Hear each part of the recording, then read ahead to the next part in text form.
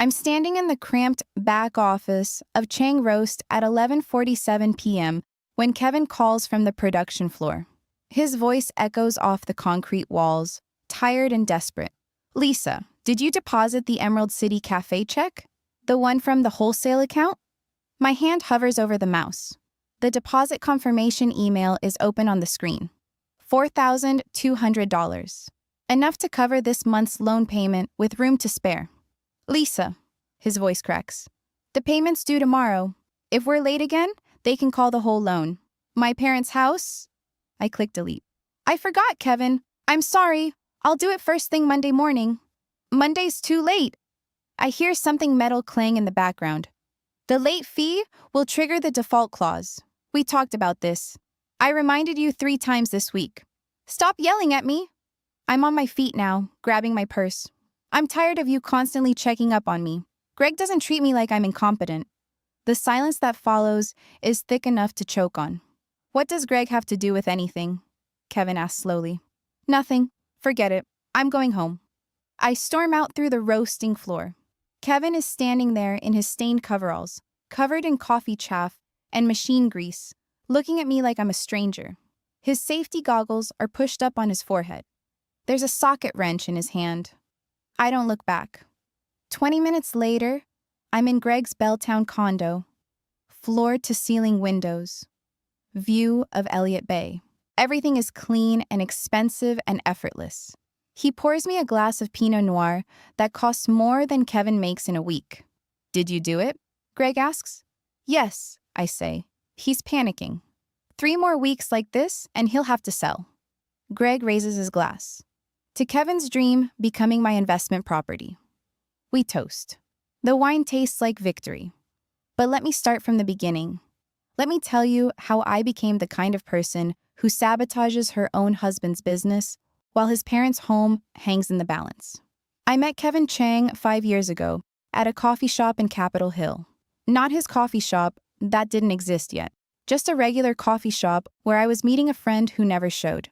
Kevin was at the next table with a notebook, writing frantically.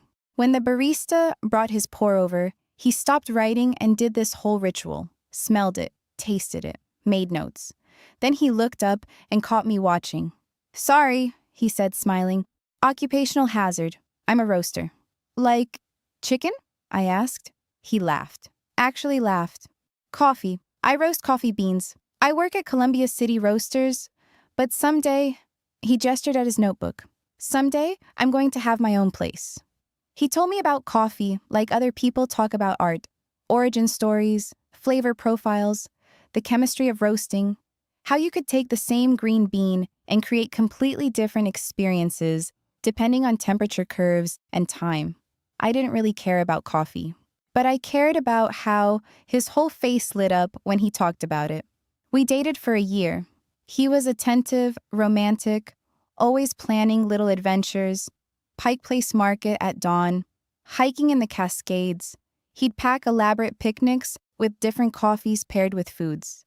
"This Kenyan has bright acidity," he'd say. "Try it with the strawberries. See how the flavors mirror each other?" I saw how happy it made him. That was enough. We got married at a small ceremony in Volunteer Park. His parents, James and Susan Chang, were so proud.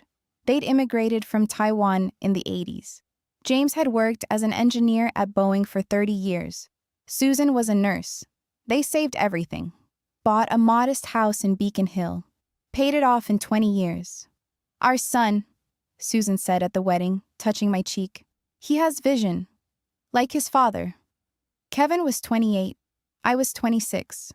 We moved into an apartment in Columbia City. Life was good. He worked his roasting job. I managed a Nordstrom rack. We had enough money for rent, groceries, occasional dinners out, but Kevin kept that notebook, kept adding to his business plan. 3 more years, he'd say. 3 more years of saving and learning. Then I'm going to do it. I told myself I was excited. I told myself I believed in him. 2 years ago, Kevin came home with a folder thick with papers. "I'm ready," he said. "I have the business plan. I found a location, an old automotive shop in Soto. The owner will rent cheap with an option to buy. I know a used equipment dealer in Portland. I can get a roaster, grinder, packaging system for under $30,000. Where are we getting $30,000? I asked. 50, he corrected. 50 for equipment, build-out, initial inventory, 6 months operating costs, licensing, insurance. I've applied to 3 banks. The banks all said no. Too risky. No collateral. Coffee business has high failure rate. Kevin was crushed. He sat at our kitchen table with those rejection letters spread out like accusations. That's when his parents came over.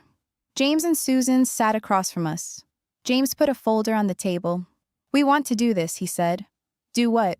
Kevin asked. The house is paid off, worth about $280,000. We can take a HELOC, a home equity line of credit. Borrow against it. The interest rate is good. Kevin went pale. Dad, no, I can't let you.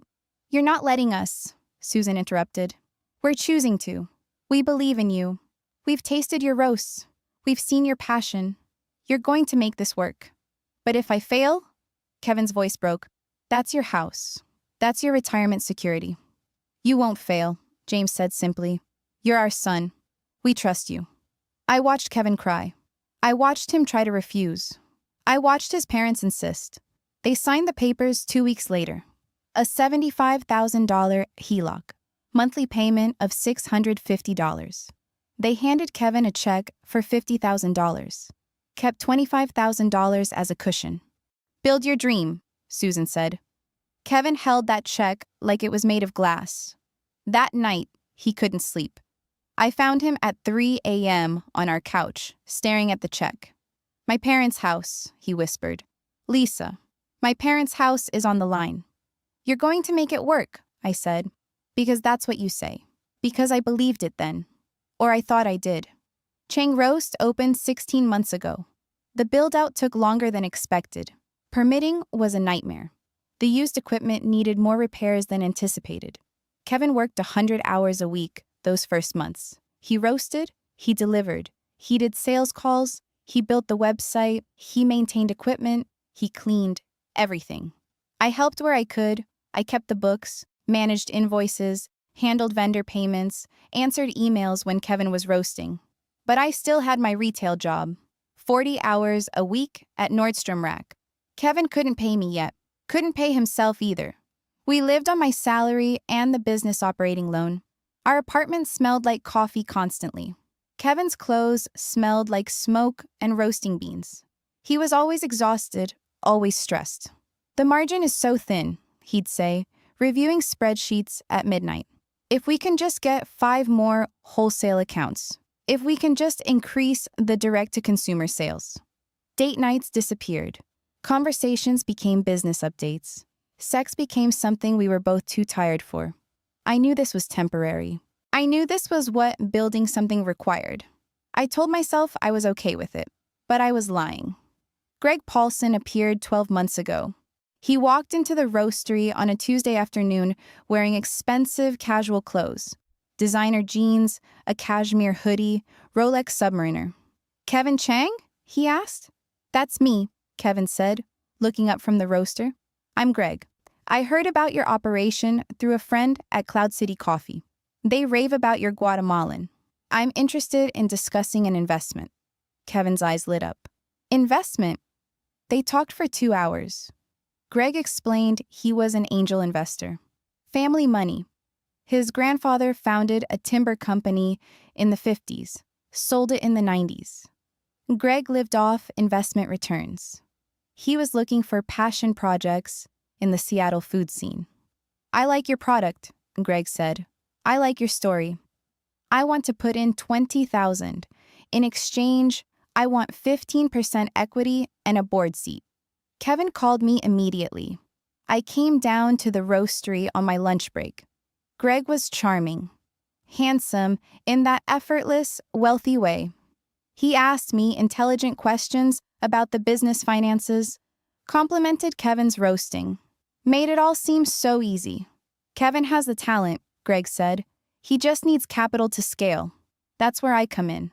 We signed papers the next week. $20,000. Kevin used it to buy a second roaster, expand capacity, Hire a part-time production assistant. This is it, Kevin said. This is the break we needed. Greg became a fixture at the roastery.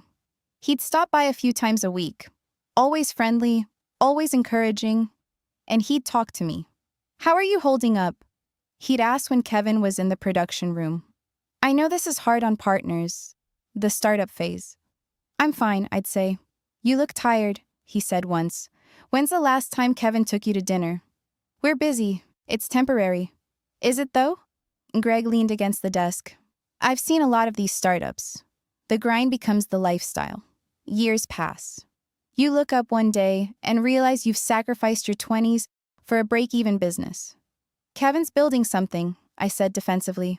I know, and it's admirable. I'm just saying, you deserve to enjoy your life too. He left his card.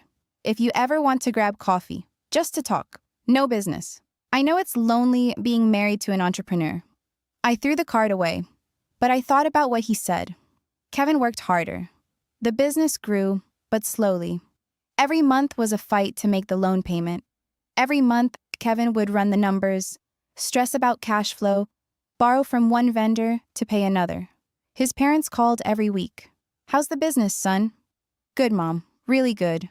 Don't worry. But I saw him afterward. Saw the weight of that lie. The weight of their house.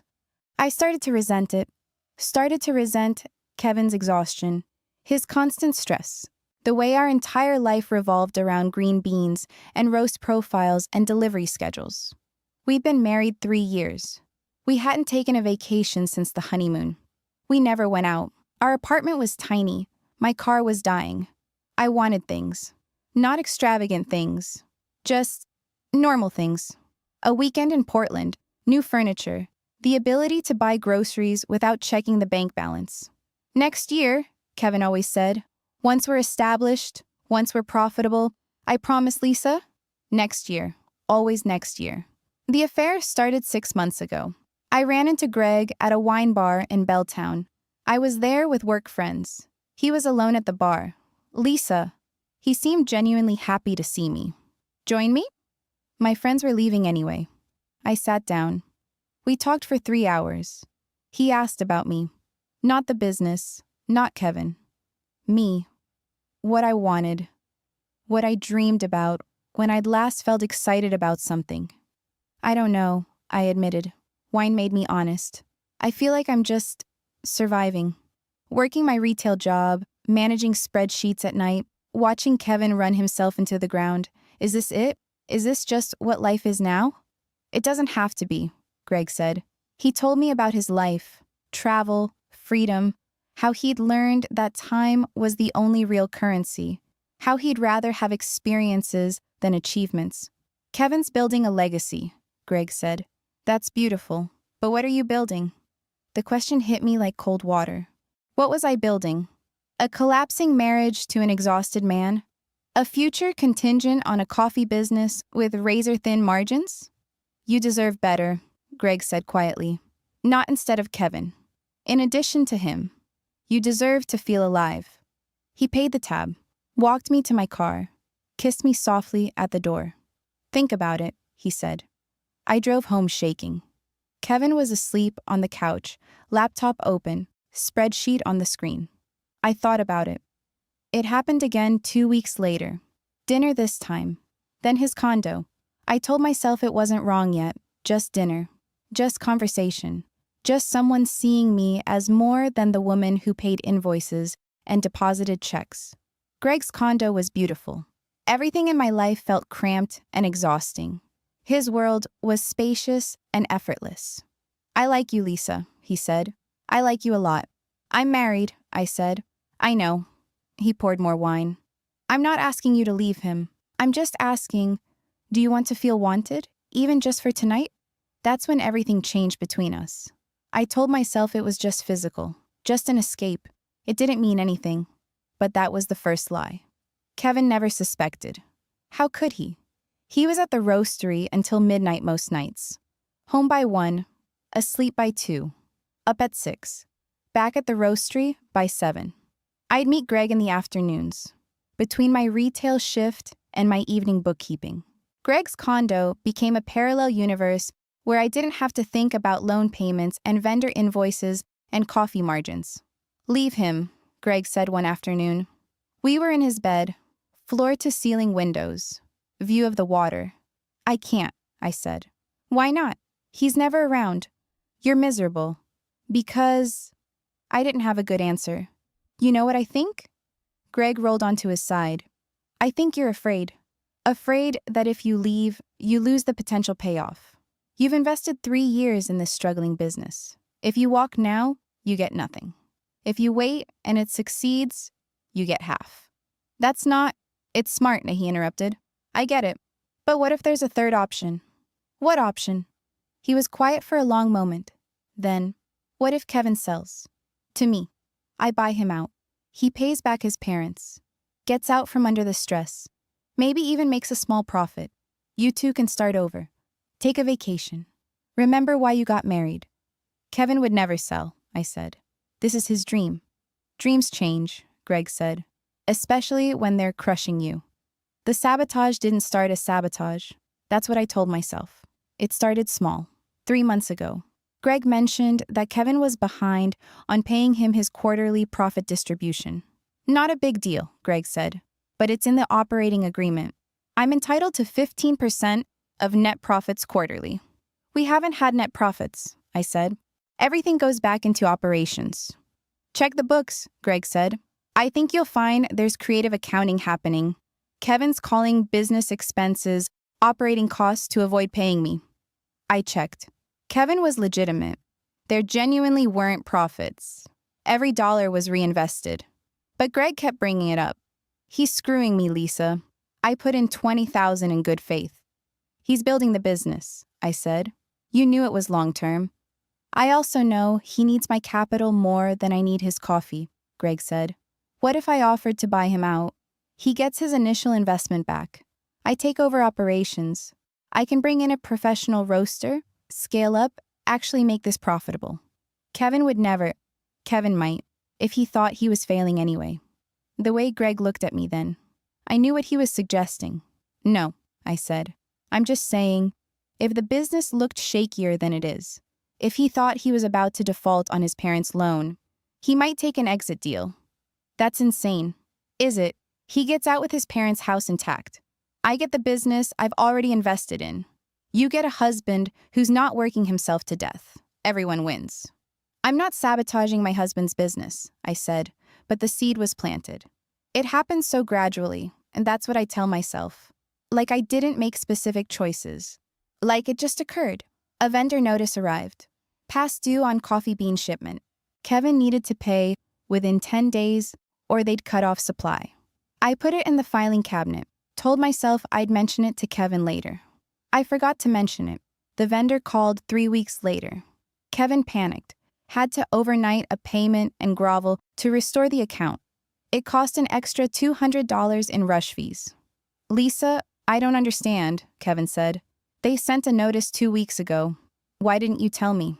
"I didn't see it," I said. "It must have gotten buried." He was too tired to question it.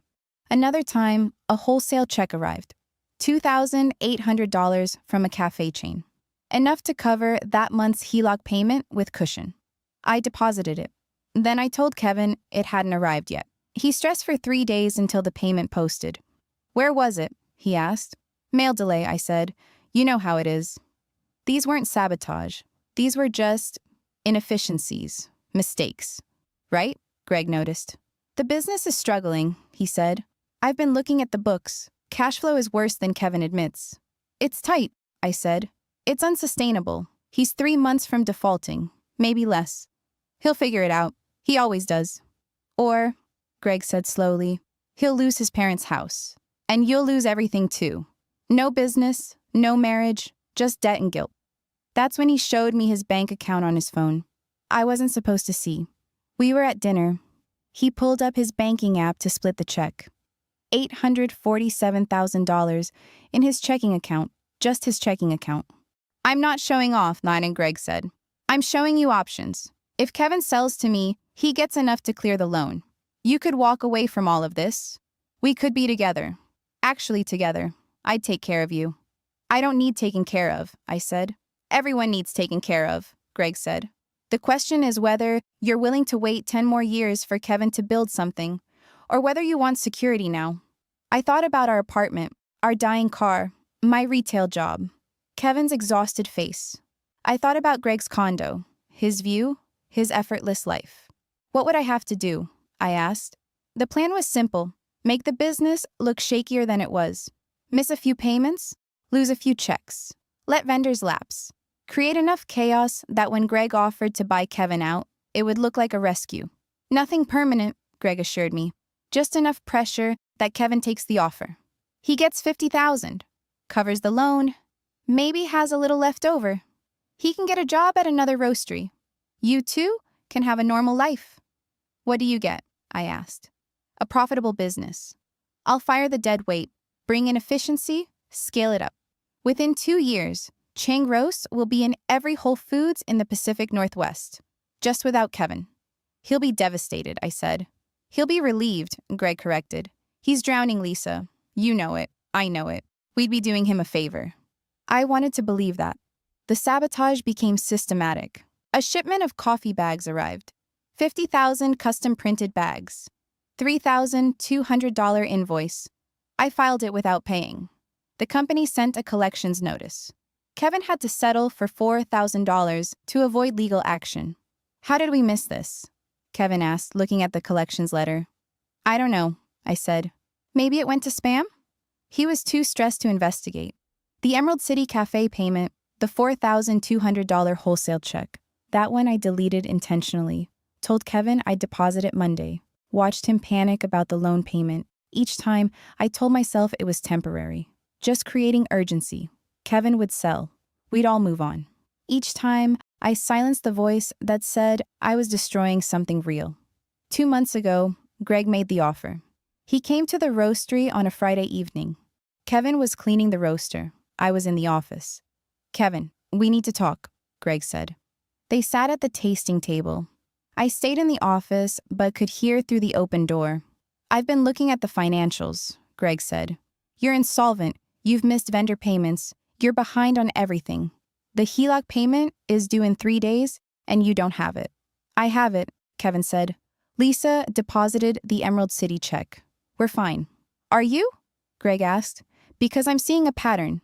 This business is failing, Kevin. You're working 100 hours a week to tread water. How long can you sustain this? As long as it takes. Your parents' house is on the line. Silence. I want to make you an offer, Greg said. I'll buy you out. $50,000. That covers the HELOC. You walk away clean. Your parents are safe. You can get a job somewhere without the stress of ownership. No, Kevin said immediately. Kevin, this is my business, my dream, my name on the door. Your name on a failing business, Greg said. Be smart, take the deal, protect your family. Get out, Kevin said quietly. Kevin, get out of my roastery. Greg left, looked at me on his way out. I couldn't read his expression. Kevin stood at the roaster for a long time, just standing there. When he finally turned, I saw tears on his face. I'm not selling, he said. I don't care what Greg thinks. I'm not selling. That night, Kevin worked until 4 a.m. I heard him in the office, calling in favors, negotiating payment plans, moving money around. He made the loan payment, barely, with late fees. His parents' house was safe, for now. He won't sell, I told Greg the next day. We were at his condo. I told Kevin I was going shopping. Then we need more pressure, Greg said. What do you mean? I mean, we need him to believe he's out of options. Miss the next loan payment.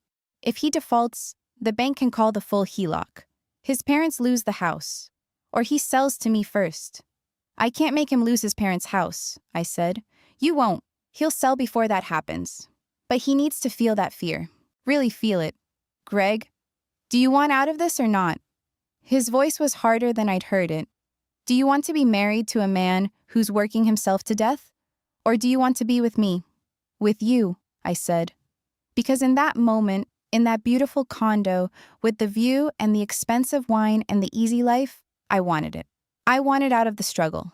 Then help me make this happen, Greg said. That's how I ended up deleting the deposit confirmation 2 weeks ago. The Emerald City check, the loan payment. I watched Kevin panic, watched him call me frantically, watched him beg me to check again. I'll deposit it Monday, I said, knowing Monday would be too late, knowing the late fee would trigger a penalty, knowing it would push Kevin closer to default. That's when I said it. Greg wouldn't yell at me. Kevin's face, the hurt in his eyes. I left, drove to Greg's place, toasted to Kevin's failure, and told myself I was doing the right thing. The next week, Greg made another offer. $30,000 this time.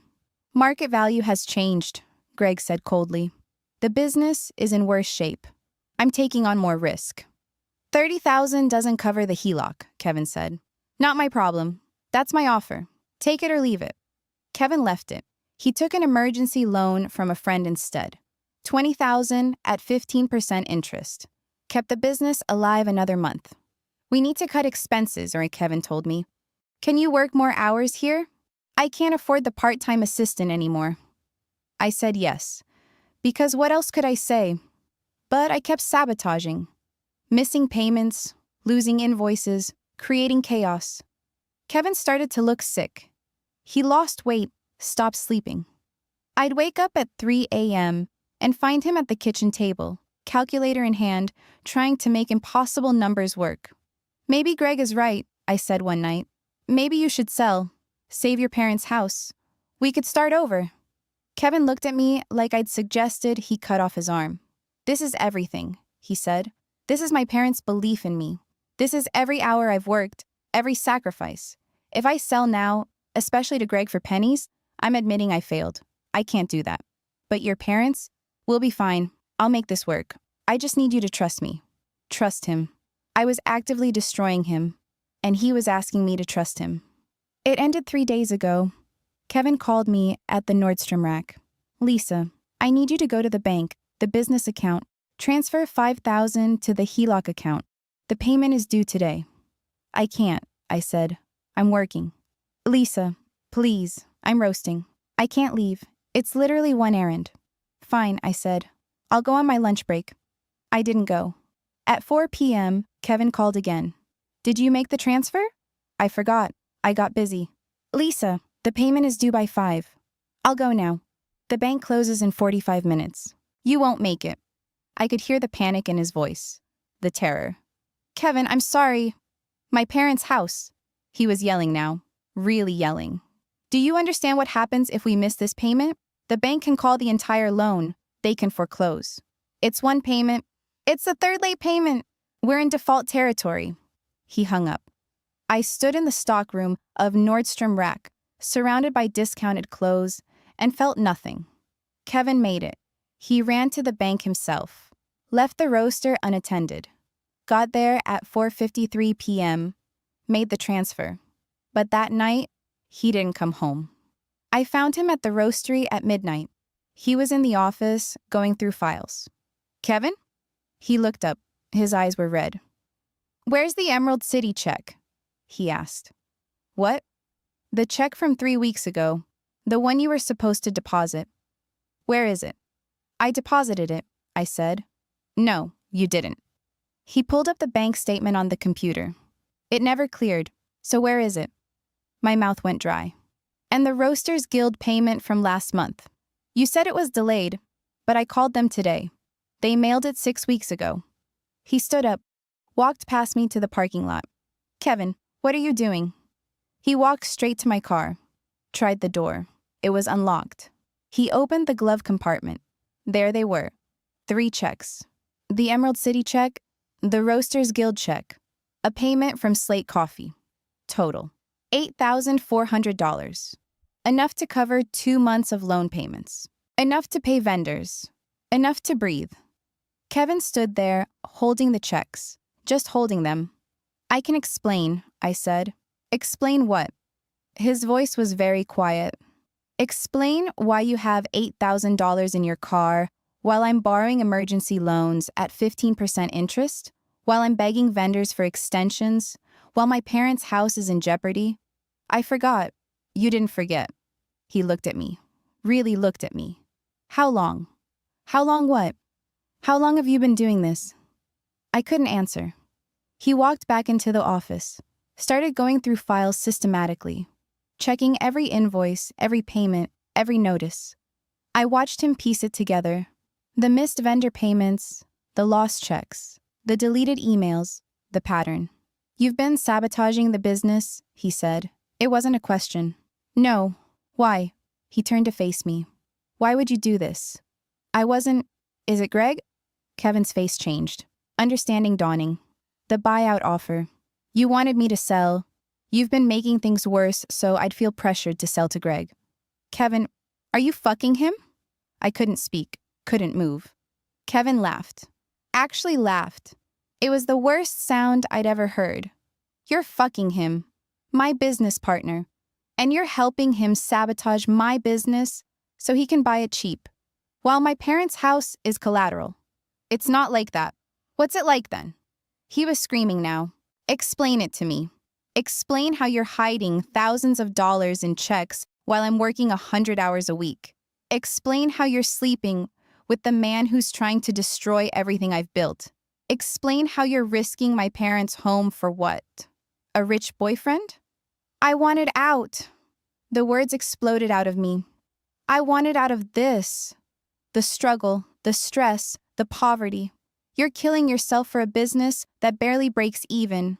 Greg has money now, security now. I'm tired of waiting for someday. Kevin stepped back like I'd hit him. "My parents mortgaged their house," he said quietly. "Everything they have. Because they believed in me. And you—" He couldn't finish. "They'll be fine," I said.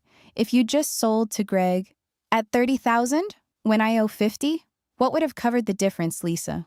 Where would my parents be?" I hadn't thought about that. Genuinely hadn't thought about it.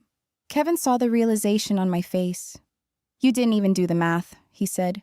"You were so focused on your affair and your escape plan that you didn't calculate what this would actually mean. My parents would have lost their house. They'd have lost everything. And you didn't care. That's not— Get out." His voice was dead. "Get out of my business. Get out of my life. Kevin, if you're here in 5 minutes, I'm calling the police. Theft, fraud, corporate sabotage. I have the checks you hid, the emails you deleted. I can prove all of it." I stood there, frozen. 4 minutes, Kevin said. I left. I went to Greg's condo. It was 2 a.m. He answered the door in silk pajamas. "It's over," I said. "Kevin knows." "Knows what?" "Everything. The sabotage, us, everything." Greg was quiet for a long moment. Then, "Come in." I thought he was going to comfort me. Tell me we'd figure it out together. That we'd be okay. Instead, he poured himself a whiskey. "This is a problem," he said. "Greg, if Kevin can prove you sabotaged the business, he can sue. Me too, probably. Fraud. Breach of fiduciary duty. I put in $20,000 as a legitimate investor. I can't be attached to this." "What are you saying?" "I'm saying this was a bad investment." He took a sip of whiskey. "The business and you." I felt the floor drop out from under me. "You said you loved me," I whispered. "I said I liked you. And I did. But I'm not going down for corporate fraud because you couldn't execute a simple sabotage plan without getting caught." "Execute a plan? This was your idea." "Prove it," Greg said calmly. "You're the one with hidden checks. You're the one with access to the business accounts. You're the bookkeeper. I'm just an investor who tried to make a smart buyout offer. If you sabotage the business, that's on you." "You bastard." "I'm a businessman," Greg corrected. "And this business is done. Get out." "Greg, please. Security code is the same. Lock the door on your way out." He walked into his bedroom and closed the door. I stood in that beautiful condo with the floor-to-ceiling windows and the view of Elliott Bay, and I realized I'd destroyed everything for a man who'd never wanted me at all. Kevin filed for divorce the next day. His lawyer was efficient and brutal. The business had no value on paper.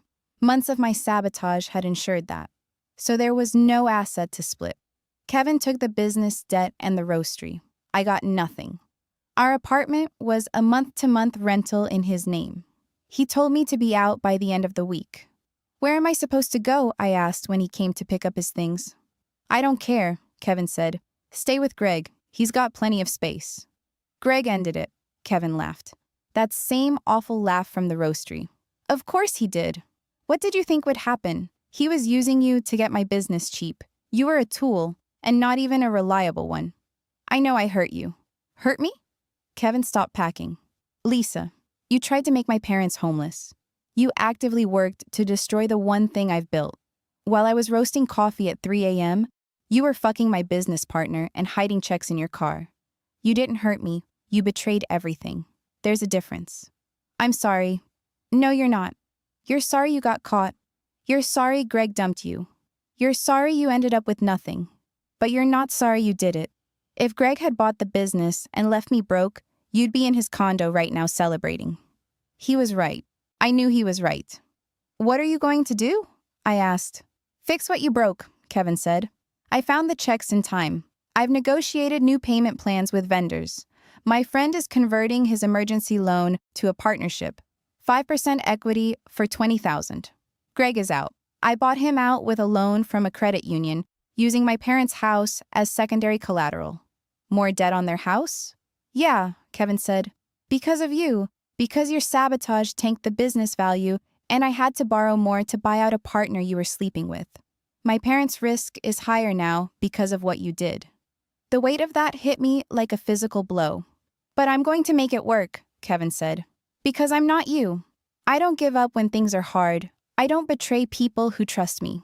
He left with 2 suitcases and his coffee equipment, left me in an empty apartment with a lease I couldn't afford. That was 8 months ago. I'm sitting in a studio apartment in Renton now. 1 room, shared laundry. I can hear my neighbor's TV through the wall. I still work at Nordstrom Rack. 40 hours a week, $18 an hour. Barely enough for rent and food. The divorce is final. I haven't dated. Tried a few apps, but word gets around. Seattle's coffee scene is small. People know what I did. When I mention I was married to Kevin Chang of Chang Roast, the temperature in the room drops. Oh, they say, you're that Lisa. Greg never called, never texted. I see him sometimes on Instagram. He's dating a tech executive now. She's beautiful and successful and probably not stupid enough to risk everything for him. Kevin's business is thriving. I know because I see Chang Roast everywhere now. PCC, Metropolitan Market. Even, ironically, at the Nordstrom Downtown Cafe, where I buy lunch sometimes. His beans are in the local newspaper's gift guides. Seattle Met did a feature on Seattle's best small roasters. Chang Roast was number 3. I read the article on my phone during my break. There was a photo of Kevin at the roaster. He looked healthy, happy. The bags under his eyes were gone. The article mentioned he'd paid off his parents' HELOC early, mentioned he was expanding to a second location, mentioned his new head of operations, a woman named Jennifer, who had a background in specialty coffee and an MBA. I zoomed in on the background of one photo. There she was, Jennifer. Blonde, professional, smiling at Kevin while he demonstrated a roasting technique. She looks at him the way I used to, before I stopped seeing him. Kevin's parents sent me one text after the divorce. It was from Susan. We loved you like a daughter. We trusted you with our home. We will pray for you, but we cannot forgive what you did. I haven't responded. What could I say? I saw Kevin once, 3 months ago, at Uwajimaya. I was buying groceries. He was in the coffee aisle with Jennifer. They were laughing about something. He saw me. His smile disappeared. Jennifer looked between us, understanding immediately. Kevin put his hand on Jennifer's back and steered her away. Didn't say a word to me. I stood in the coffee aisle and looked at the bags of Chang Roast on the shelf. His dream. Made real, despite everything I'd done to destroy it. People ask me sometimes, coworkers who don't know the story, if I'm dating. Not right now, I say. The truth is, I'm the woman who sabotaged her husband's business while his parents' house was on the line. I'm the woman who chose a rich lover over a good man. I'm the woman who couldn't wait for someday. So I burned down everything. That's not a dating profile. That's a warning label. I think about it sometimes. The math I didn't do. If Kevin had sold to Greg for $30,000, he'd still owe $20,000 on the HELOC. His parents would have been in foreclosure. They'd have lost the house they spent 20 years paying off. They're both 70 now. James has a heart condition. Where would they have gone? I didn't think about that. I genuinely did not think about that. I was so focused on escaping my life that I didn't calculate the cost to anyone else. Greg saw that, saw I was selfish enough to sabotage Kevin, stupid enough not to cover my tracks, and expendable enough to discard when it fell apart. He was right on all counts. I wonder sometimes what my life would look like if I just waited, if I trusted Kevin, if I'd been patient. We'd probably still be in a small apartment, but Chang Roast would be successful. We'd take vacations now. Maybe we'd have kids. Maybe we'd be looking at buying a house. Maybe I'd be Jennifer, standing next to Kevin at the roaster, building something together. Instead, I'm here, studio apartment in Renton, alone, watching my ex-husband's business succeed without me. I don't get to be part of his someday, because I couldn't wait for it. Kevin's parents still live in their house in Beacon Hill. I drove by it once, a few months ago, I don't know why. Morbid curiosity, maybe.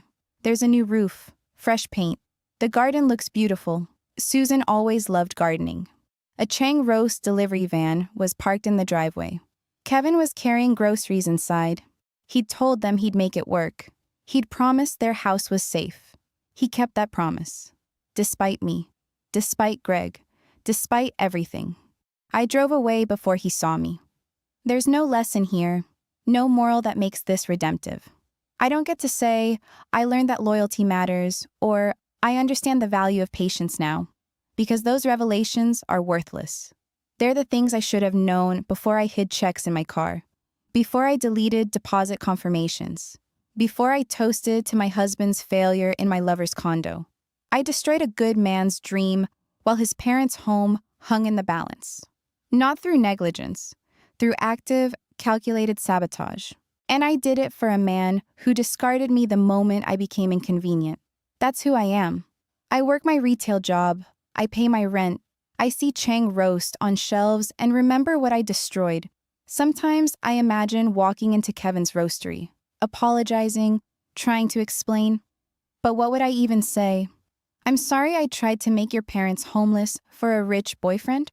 Some things don't get fixed with apologies. Last week, Seattle Met published their 40 Under 40 issue. Kevin was featured. Kevin Chang, 32, founder of Chang Roast Coffee. Against the odds, Chang turned a small soda roastery into one of Seattle's fastest-growing specialty coffee brands. His secret? Never give up on the people who believe in you, he says. There's a photo. Kevin with his parents. James and Susan beaming. Kevin's arm around both of them. The house they risked is safe. The son they believed in proved worthy of that belief. I am not in that photo. I will never be in that photo. I made my choice. I chose money over loyalty, comfort over commitment, immediate gratification over long-term partnership. I chose Greg's condo view over Kevin's dream. And I have to live with that. I work at Nordstrom Rack. I live in a studio apartment. I am 30 years old and completely alone. Kevin is 32. His business is thriving. His parents are proud. Jennifer looks at him like he hung the moon. He won. Not because of me, despite me. That's the consequence I live with. Not that he's angry. Not that he punished me. Not that he got revenge. Simply that he moved on. Built his dream anyway. Found happiness with someone who deserved him. And I'm here, watching from the outside, holding the knowledge of what I destroyed. I tried to sabotage my husband's business to force him to sell cheap to my lover.